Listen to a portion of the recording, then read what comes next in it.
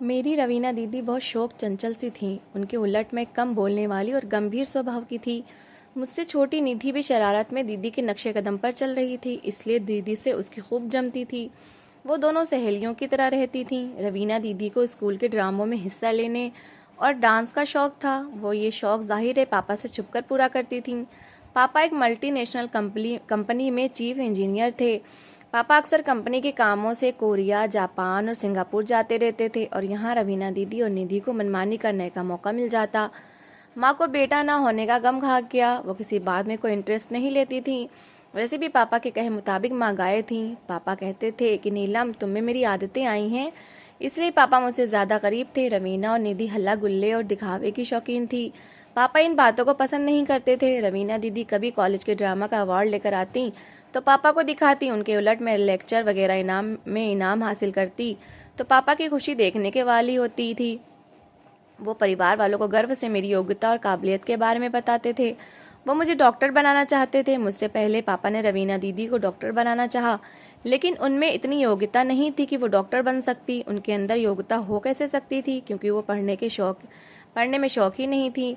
इतने दिनों में इंटर के एग्जाम की तैयारी कर रही थी। पापा मुझसे कहते थे, नीलम मेरी इज्जत रख लेना बेटा, मुझे तुमसे बहुत उम्मीदें हैं। आप फिक्र मत करें पापा, मैं जवाब देती। मैं अपनी तरफ से भरपूर कोशिश करती थी। आगे आगे भगवान की मर्जी, और भगवान कभी किसी की मेहनत को बेकार नहीं जाने देता। मेरे एग्जाम में भी 2 महीने बाकी थे, लेकिन मैंने अपना कोर्स 2 बार खत्म कर लिया था। एक दिन मैं पढ़ाई में बिजी थी कि कमरे के दरवाजे पर दस्तक हुई। मैंने चौंक कर दरवाजे की तरफ देखा। दरवाजा खोला। मेरा ख्याल था कि पापा होंगे। वो रात को अक्सर मेरे पास आ जाते थे, मगर दरवाजे पर रवीना दीदी थी। दरवाजा खुलते ही वो अंदर आ गई और मैंने सोचा कि मेरा कम से कम 1 घंटा तो गया। वो मुझे अपने कॉलेज का कोई रंगीन वाकया सुनाएंगी, अपने किसी बॉयफ्रेंड के बारे में बताएंगी। वो आते ही मेरे बेड पर लेट गईं। वो किसी गहरी सोच में गुम थी। क्या हुआ रमीना दीदी, खैरियत तो है ना? मैंने उन्हें कभी इतना परेशान नहीं देखा था। नीलम, मेरा एक काम करोगी? उन्होंने मामूल के खिलाफ मेरा नाम लेकर मुझे पुकारा, वरना तो वो मुझे डॉक्टर या बूढ़ी आत्मा कहकर पुकारा करती थी। दीदी, अगर मेरे बस में हुआ तो जरूर कर दूंगी, मगर ये उदासी तो खत्म करें। मुझे तुम्हारे चेहरे पर हंसी अच्छी लगती है। वो काम तो तुम ही कर सकती हो, क्योंकि पापा की लाडली तुम हो और पापा तुम्हारी मुट्ठी में है। दीदी, तुमने काम अभी तक नहीं बताया। मैंने मुस्कुराकर कहा, नीलम, मैं शादी करना चाहती हूँ। पापा भी यही चाहते हैं कि तुम्हारी शादी हो जाए। मैंने कहा, मैं अपने क्लास फेलो रमन से प्यार करती हूँ और उससे शादी करना चाहती हूँ। मुझे याद आ गया, रमन हैंडसम और गुड लुकिंग लड़का था। उसके पापा गुड्स का बहुत बड़ा कारोबार करते थे, लेकिन पापा इसे अच्छा नहीं समझते थे। उसकी माँ फिल्म इंडस्ट्री में से संबंध रखती थी। पापा भी रमन को अच्छी तरह से जानते थे, क्योंकि उसके बाप से पापा के अच्छा संबंध थे। मैंने कुछ सोचकर कहा, दीदी, तुम रमन से शादी करना चाहती हो तो उससे कहो कि अपने माँ बाप को वो रिश्ते के लिए भेज दे। वो लोग तो आने के लिए तैयार हैं, लेकिन तुम पापा को अच्छी तरह से जानती हो, वो इस शादी से इनकार कर देंगे। न सिर्फ इनकार करेंगे, बल्कि इसके बाद रमन को बेइज्जत करके घर से निकाल देंगे। अरे दीदी, मैंने हंसकर कहा, आप पापा इतने भी खड़ूस नहीं हैं। फिक्र मत करो, मैं कल ही पापा से बात करूंगी। शायद दीदी को अपना मसला हल होने की उम्मीद पैदा हो गई थी, इसलिए अब वो फिर चहकने लगी। मैं हर तरह से तसल्ली देकर उनको वापस भेज चुकी थी, वरना वो और 1 घंटा तक मेरा दिमाग खाती। दूसरे दिन मैंने मौका पाते ही पापा से बात की तो पापा हत्ते से उखड़ गए और बोले, मैं कभी बर्दाश्त नहीं करूंगा कि मेरी बेटी किसी नाचने वाली गाने वाली की बहू बने। पापा प्लीज इन बातों को छोड़ दें, ये बात किसी को भी बुरी नहीं लगेगी। फिर आजकल तो लोग सिर्फ लड़के की दौलत ज्यादा देखते हैं। रमन की एजुकेशन भी है और हैंडसम भी है। आप प्लीज इस रिश्ते को एक्सेप्ट कर लें। पापा प्लीज। बेटा, रिश्ता कहाँ है, कौन ला रहा है? रिश्ता आएगा तो ही मैं हाँ या ना कर सकूंगा। मैं समझ गई कि पापा मेरी बात को नहीं ठुकराएंगे। मैंने उसी शाम रवीना दीदी को बता दिया कि तुम रमन से बात करो कि वो अपने माँ बाप को हमारे घर लेकर आए। तो क्या पापा राजी हो गए? रवीना दीदी ने खुशी से कहा, हाँ राजी हो गए, बल्कि जल्दी करो, देर हुई तो पापा को सोचने का वक्त मिल जाएगा। फिर उनका फैसला तो मैं भी नहीं बदलवा सकती। आने वाले संडे को रमन के माँ बाप हमारे घर आ गए।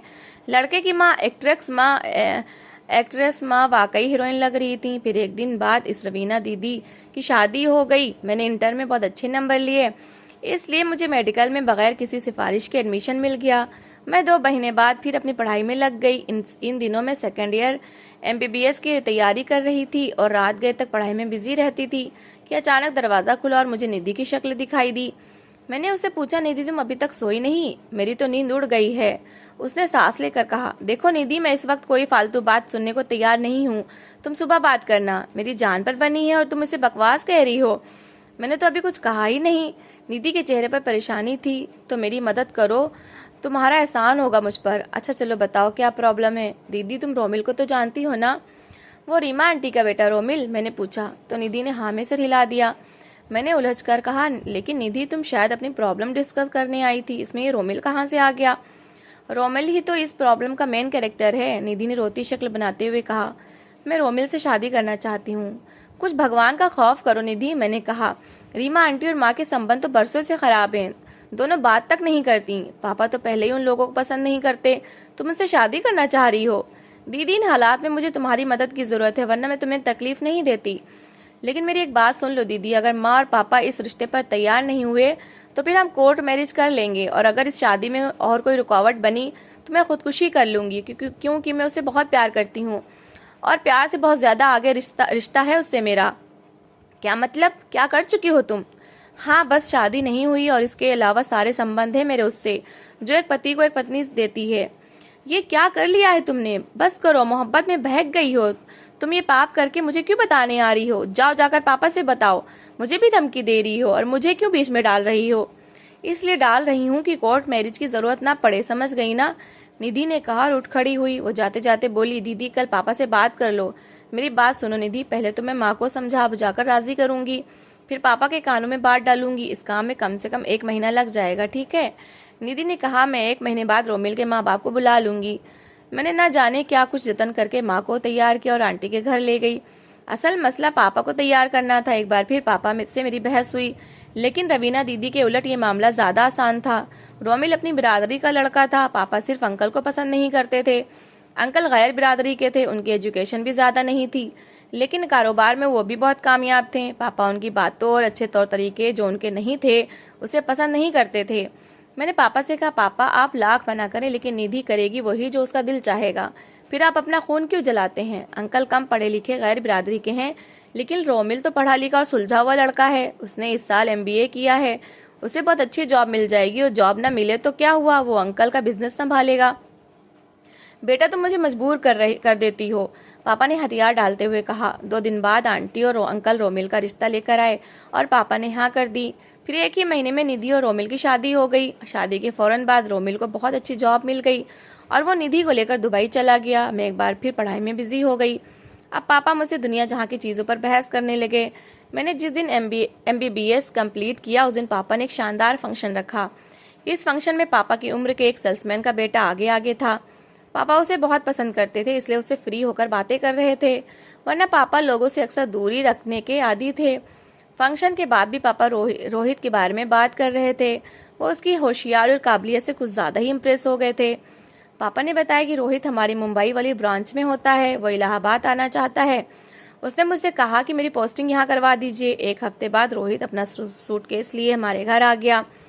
पापा ने बताया कि इलाहाबाद में फिलहाल इसका कोई ठिकाना नहीं है। कंपनी की तरफ से इसे 2 महीने बाद अपार्टमेंट मिल जाएगा। मैंने कहा, तो क्या उस वक्त रोहित यहाँ रहेगा? तो इसमें बुरा ही क्या है? शरीफ बच्चा है, चेहरे से अच्छे परिवार का लगता है। यूं रोहित हमारे घर में रहने लगा। वो वाकई अच्छा इंसान था। उसने कभी मुझे और माँ को नजर उठाकर नहीं देखा था। एक दिन पापा ने वो बात कह दी जिसका मैं खुद इंतजार कर रही थी। पापा मेरी शादी रोहित के साथ करना चाहते थे। पापा, जब आपने फैसला कर ही लिया है तो मुझसे क्यों पूछ रहे हैं? बेटा, मैंने अभी फैसला नहीं किया, फैसला तो तुम करोगी, पापा हंसकर बोले। मुझे भी रोहित में कोई बुराई नजर नहीं आई, माँ ने कहा। मैं इस वक्त इलाहाबाद के हॉस्पिटल में हाउस जॉब कर रही थी। मेरी शादी रोहित से हो गई।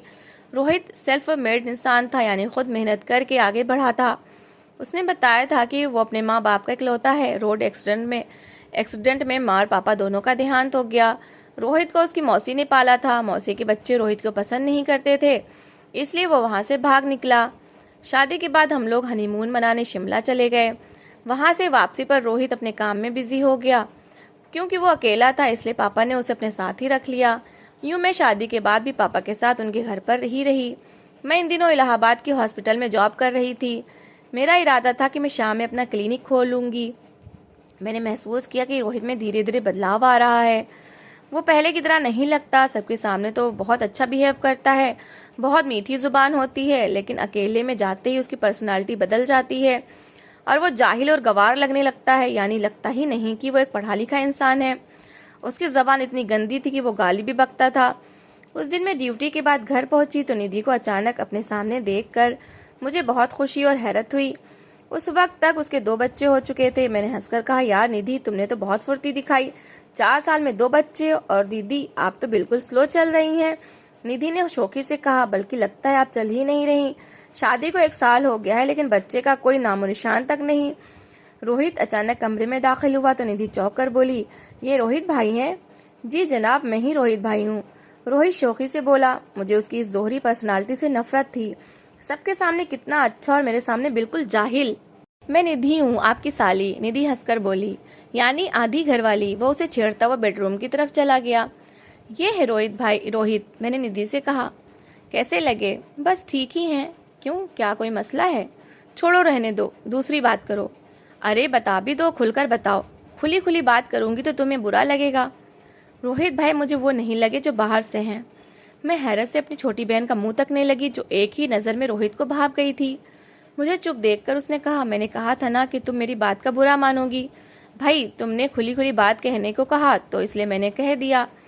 तुमने ये कैसे अंदाजा लगा लिया? मैंने उसकी बात को काटते हुए कहा। भाई, यही नुकसान होता है बॉयफ्रेंड्स ना रखने और लड़कों से दूर दूर रहने का। निधि हंसकर बोली। रोहित भाई की आंखों में अजीब सी बात है। मैंने एक ही नजर में उनकी भटकती हुई नजरों को भाप लिया। देखा नहीं उन्होंने कैसे लपक कर मुझे और चहक कर आधी घरवाली कहा था।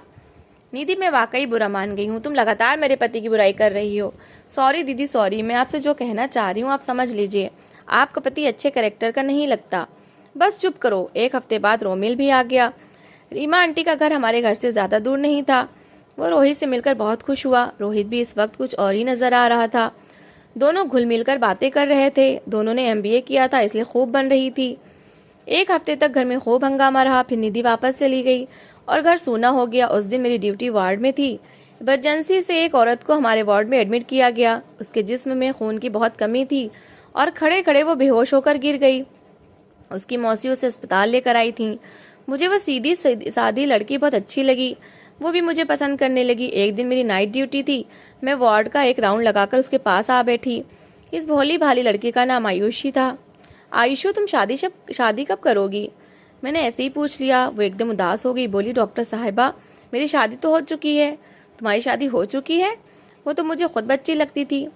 मैं उस वक्त 15 साल की थी और इस बात को 8 साल हो चुके हैं। तुम्हारा पति कहाँ है? मैंने कभी उसे देखा नहीं। मैंने भी उसे 6 साल से नहीं देखा। उसने ठंडी सांस भरी। तुम कैसी बहकी बाकी बातें कर रही हो? मैंने तो साफ साफ बात कह दी है। आपको बहकी बहकी क्यों नजर आ रही है? तुम रहती कहाँ हो? गांव में रहती हूँ, लेकिन हम कमाने के लिए यहाँ इलाहाबाद में पड़े हैं। अनिल जब तक हमारे साथ था अच्छी खासी आमदनी हो जाती थी। वो एक जिम्नास्टिक करतव्य सीखा गया था, मेरे गांव का ही था। उसके साथ मेरी शादी बचपन से ही तय हो गई थी। 15 साल की उम्र में पापा ने मेरी शादी कर दी। मैं ब्याह कर एक झोपड़ी से दूसरी झोपड़ी में चली गई। अनिल 2 साल तक मेरे साथ रहा। फिर अचानक उसे पढ़ने का शौक चढ़ा। सब लोग उस पर हंसने लगे, उसका मजाक उड़ाने लगे, मगर वो पढ़ लिख कर बाबू बनने के सपने देख रहा था। अनिल उनकी बातें सुनकर यही कहता कि मैं इन सबको पढ़कर दिखाऊंगा। मैं जानती थी कि अनिल अपनी बातों का कितना पक्का है। अगर वो ठान ले तो करके ही रहता है। वो शहर से कुछ किताबें खरीद कर लाया और पढ़ाई में जुट गया। इसके बाद उसके बाप को अब दोहरी मेहनत करना पड़ती थी, यानी मेरे ससुर को, क्योंकि अनिल को तो कमाने का कोई शौक ही ना था। वो किताबों से चिमट कर रह गया था। उस दिन घर में खाने को कुछ नहीं था। पिताजी घर में आए, खाना मांगा तो मैंने साफ साफ बता दिया घर में खाने को कुछ भी नहीं है। पिताजी ने ना जाने कब से गुस्से से भरे बैठे थे। उन्होंने पहले तो अनिल को खूब गालियां दी, फिर उसे मारने लगे। अनिल सिर्फ यही कहता रहा, देखो पिताजी, मुझे मत मारो वरना मैं घर छोड़कर चला जाऊंगा। पिताजी उसे मारते मारते थक गए तो उनका हाथ रुका। अनिल ऐसे ही जमीन पर पड़ा रहा। फिर उसकी हालत कुछ संभली तो वो उठकर घर से बाहर निकल गया। बस डॉक्टर साहिबा, वो दिन और आज का दिन मैंने उसकी शक्ल नहीं देखी। इस दौरान में कोई बच्चा नहीं हुआ। मेरे 2 बच्चे हैं डॉक्टर साहिबा, भगवान उन्हें ठीक रखे। पिछले साल हमारे गांव का एक आदमी यहाँ आया था। उसने कहा कि अनिल को मैंने देखा है, वो बहुत बड़ा आदमी बन गया है, उसके पास अपनी गाड़ी भी है। मैं उसे ढूंढने के लिए इलाहाबाद आई हूँ। मुझे उसकी सादगी पर बहुत तरस आया कि वो किस इत्मीनान से अपने पति के बारे में बता रही है। अपने पति को इतने बड़े शहर में ढूंढने आई है, इतनी आबादी में उसका पति उसे कैसे मिलेगा। मैं तो उसे 6 साल से ढूंढ रही हूँ। मेरी लगन सच्ची हुई तो वो मुझे जरूर मिल जाएगा, वरना उसे ढूंढते ही ढूंढते मैं मर जाऊंगी। आयुषी की तबीयत अब ठीक हो गई थी। ज्यादा दिन मैं उसे हॉस्पिटल में नहीं रख सकती थी। हॉस्पिटल से जाते वक्त वो मुझसे मेरा पता ले गई। फिर कई महीने गुजर गए। रोहित इन दिनों कंपनी के काम से सिंगापुर गए हुए थे। सर्दियों के दिन थे, शिफ्ट करके आई थी। मैं चाय का कप लेकर धूप में बैठी थी कि अचानक घंटी बजी। मैंने पिंटू से कहा कि जाकर देखो, दरवाजा खोलो। पिंटू दरवाजे पर गया, फिर वापस आकर मुझसे कहने लगा, मैडम कोई औरत आपसे मिलने आई है। वो तो मुझे कोई मरीज लगती है। मैं कितनी बार इन लोगों को समझा चुका हूँ कि डॉक्टर साहिबा घर पर मरीजों को नहीं देखती। पिंटू उसे बरामदे में बिठाओ, हो सकता है कोई इमरजेंसी हो। मैं थोड़ी देर बाद वहां पर आई तो आयुषी को देख कर हैरान रह गई। ये आयुषी उस आयुषी से बहुत अलग थी जिसे मैंने अस्पताल में देखा था। इस वक्त वो साफ सुथरे कपड़ों में थी। मैंने उससे कहा, आयुषी लगता है तुम्हें अनिल मिल गया है। मेरी ऐसी किस्मत कहाँ डॉक्टर साहिबा। वो एकदम उदास हो गई। तुमने सुबह का नाश्ता किया? नाश्ता तो बड़े लोग करते हैं और हम लोग नाश्ते की अय्याशी नहीं करते। मैंने उसे नाश्ता करा और देर तक उससे बातें करती रही। घूम फिर कर उसकी तान अनिल पर टूटती थी। वो काफी देर बैठने के बाद जाने के लिए तैयार हो गई। जाते जाते मुझसे कहा, डॉक्टर साहिबा दुआ करें, अब आऊं तो अनिल को साथ लेकर आऊं। उसके जाने के बाद मैं बहुत देर तक उसके बारे में सोचती रही। फिर काफी अरसे तक आयुषी की कोई खबर नहीं मिली। मैं उस दिन घर में दाखिल हुई तो बरामदे में मुझे आयुषी नजर आई। मैंने उससे कहा, यहाँ बैठने के बजाय तुम मेरे कमरे में चलो, वहीं बातें करते हैं। मैंने पिंटू से कहा कि कमरे में 2 गिलास शरबत भिजवा दे। उस दिन बहुत गर्मी थी। मैंने आयुषी को शरबत पिलाया और उससे पूछा, तुम्हारे बच्चे ठीक हैं? हाँ जी, बच्चे ठीक हैं। फिर वो बुरी तरह से चौंक गई। उसकी नजरें टेबल पर रखी रोहित की तस्वीर पर गई। वो धीरे से उठी, रोहित की तस्वीर वाला फ्रेम उठा लिया और खुशी से कांपती हुई आवाज में बोली, डॉक्टर साहिबा मेरी लगन सच्ची थी, मुझे मेरा अनिल मिल गया। मुझे अनिल मिल गया। अरे कहाँ है अनिल? मैंने हैरत से पूछा। यही तो मेरा अनिल है। उसने तस्वीर की तरफ इशारा किया। तुम होश में तो हो? ये मेरे हस्बैंड रोहित है। नहीं जी, ये मेरा अनिल है। अचानक कमरे का दरवाजा खुला और रोहित अंदर दाखिल हुआ। उसकी नजर आयुषी पर पड़ी तो वो सकते में आ गया। मैं बहुत गौर से इन दोनों को देख रही थी। उस वक्त आयुषी ने गर्दन मोड़कर उसे देखा और चीखती हुई खड़ी हो गई। वो चीख चीख कर कह रही थी, तू कहाँ चला गया था? तू बहुत जालिम है रे, तुझे अपने बच्चों का ख्याल नहीं आया। रोहित उसे रोकने की कोशिश कर रहा था और कह रहा था, आयुषी मेरी बात सुनो, मुझे बहुत सदमा पहुंचा। वो आयुषी का नाम लेकर पुकार रहा था। उसे भला आयुषी का नाम किसने बताया? आयुषी सच कह रही थी कि रोहित ही उसका अनिल था। मैंने रोहित से कहा कि बैठ जाओ। अनिल, नीलम मेरी बात सुनो, अब कुछ कहने को बाकी रह गया है क्या? मैंने ताना मारते हुए कहा। मुझे सच सच बताओ रोहित, तुमने ऐसा क्यों किया? क्यों झूठ बोला तुमने? रोहित नजरें झुकाए बैठा रहा। इस औरत को जानते हो मिस्टर अनिल? रोहित के चेहरे पर हवाइयां उड़ी थी। उसने हकलाते हुए कहा, मैं इस औरत को नहीं जानता। अच्छा, फिर तुम इसका नाम कैसे जानते हो? दिल सदमे से फटा जा रहा था। इतना बड़ा धोखा, ऐसा धोखा कि मेरे अंदर बार बार टीसें उठ रही थी। पापा इस खबर को सुनते ही मर जाएंगे, लेकिन कभी कभार जिंदगी बहुत ढीठ साबित होती है। मेरी चीखों पुकार सुनकर पापा अचानक अंदर आ गए। उन्हें देखकर रोहित या अनिल बिल्कुल चोर बन गया। जब उन्हें सच्चाई का पता चला तो वो दिल पकड़कर बैठ गए, लेकिन मुझे हैरत है कि वो इस खतरनाक सच्चाई को बर्दाश्त कर गए। उन्होंने उदासी से टूटे फूटे शब्दों में कहा, नीलम बेटा मुझे माफ कर दो। मैं खुद को बहुत ऊंचा और हर आदमी मेरे नजदीक कमतर था। शायद भगवान ने मुझे इस घमंड की सजा दी है। मुझसे अच्छी तो मेरी बेटियां हैं, उन्होंने सही फैसले किए और आज सुकून भरी जिंदगी गुजार रही हैं। मेरी 2 बेटियां जो आज हमारे बीच यहाँ नहीं है, लेकिन उन्होंने अपनी जिंदगी के फैसले खुद किए, अपने जीवन साथी को खुद चुना। मैं तो उनको भी छोटा समझता रहा। मैं खुद को बहुत तजुर्बेकार समझता था। मैं भी धोखा खा गया। मुझे अफसोस है कि मैंने अपनी बेटी, वो प्यारी बेटी जो आज्ञाकारी थी, जिसने मेरे हुक्म पर हर फैसले को माना, जिसने सिर्फ अपने आप को पढ़ाई में लगा रखा, कभी बुरी संगत में नहीं रही, उसकी जिंदगी का फैसला मैंने ऐसा कर दिया। उसका हाथ मैंने घटिया दर्जे के एक ऐसे आदमी के हाथ में दिया जिसने झूठ बोलकर हमारी कंपनी में नौकरी की कि इसका बाप कोई हमारे बीच जॉब नहीं करता था। इसने वहां पर खबर फैला रखी थी। क्योंकि ये हमारे साथ नहीं था, दूसरे शहर से आया था, इसलिए इसकी बात को मैं सच समझ गया। कितना झूठ बोला इसने। ये तो भाग कर आया था, पत्नी और बच्चों को छोड़कर। दिल तो कर रहा है तो मैं अभी इसी वक्त पुलिस के हवाले कर दूं, लेकिन मैं क्या करूं, इसने मेरी ही जग हंसाई है। बस मुझ पर एक उपकार करो, मेरी बेटी को छोड़ दो, इसी वक्त छोड़कर यहाँ से चले जाओ, तलाक दे दो इसको। नहीं पापा, मैं चीख कर बोली। मैं अपने माथे पर तलाक का धब्बा नहीं लगाना चाहती। ये जैसा भी है मेरा नसीब है। रोहित बोला, नीलम मैं माफ़ी के लायक तो नहीं हूँ, इसके बावजूद तुमसे माफ़ी मांग रहा हूँ। अगर हो सके तो मुझे माफ़ कर देना। तुम कहो तो मैं अपनी पहली पत्नी को तलाक दे दूंगा। नहीं, बिल्कुल नहीं, मैं चीखी। तुम्हारे पापों की सजा इस बेचारी औरत और मासूम बच्चों को क्यों मिले? तुम्हारी सजा यह है कि तुम इस औरत को अपने घर में रखो, दोनों बच्चों को शिक्षा दिलाओ और उनकी अच्छी परवरिश करो। ये कहकर मैं बिलक बिलक कर रोने लगी। मेरे साथ पापा और आयुषी भी रो रहे थे। पापा की आंखों में शर्मिंदगी के आंसू थे और आयुषी प्यार भरी आंखों से मुझे देख रही थी। रोहित अब बिल्कुल बदल गया है। वो जितना मेरा ख्याल रखता उतना ही आयुषी और बच्चों का रखता है। पापा भी इस दुनिया में नहीं रहे, लेकिन उन्होंने जिस तरह लोगों को कमतर समझा, छोटा समझा, उनकी दोनों बेटियां बहुत अच्छे तरीके से रह रही हैं और मुझे ना चाहते हुए भी एक दूसरी औरत को अपनी ज़िंदगी में बर्दाश्त करना पड़ रहा है, क्योंकि अगर मैं उसके साथ बुरा करूंगी तो मेरे साथ ही बुरा हो जाएगा। तो दोस्तों, इस कहानी को लेकर आपकी क्या राय है कमेंट बॉक्स में ज़रूर बताएं, और अगर कहानी अच्छी लगी हो तो प्लीज़ लाइक करें। अगर आपने हमारे चैनल को अभी तक सब्सक्राइब नहीं किया तो ज़रूर कर लीजिए। तो मिलते हैं ऐसी ही एक मोटिवेशनल कहानी के साथ। Thanks for watching.